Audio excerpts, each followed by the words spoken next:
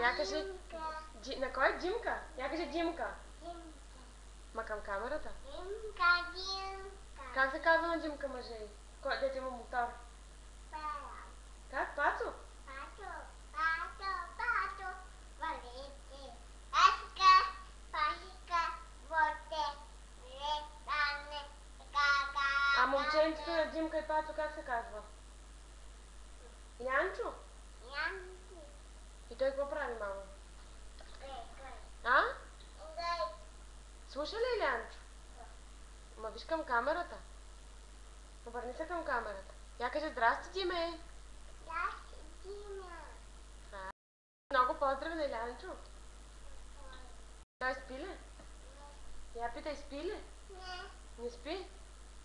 Хайде спей тогава една песничка сега за Димка.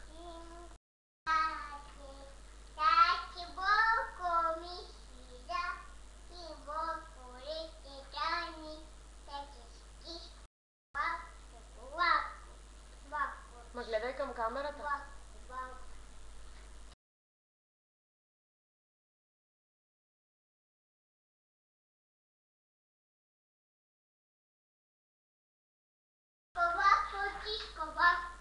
Я се обърни и кажи чао, Диме. Дай една целувка. Пак ли? Какво искаш да правиш?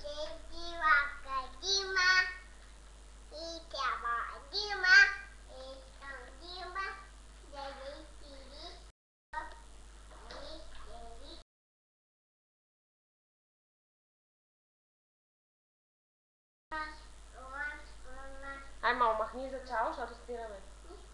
Кажи чао.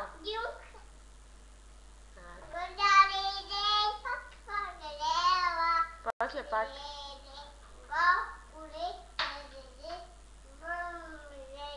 Я кажи ти как се казваш. Кажи на Димка как се казваш ти. Ти кой си? На колко годинки си? Майка ти как се казва? Мама коя? Мама тети. А баща ти? Бог. Ами... Кажи нещо. Какво обичаш да ядеш? Сутринта какво яли? Закуска.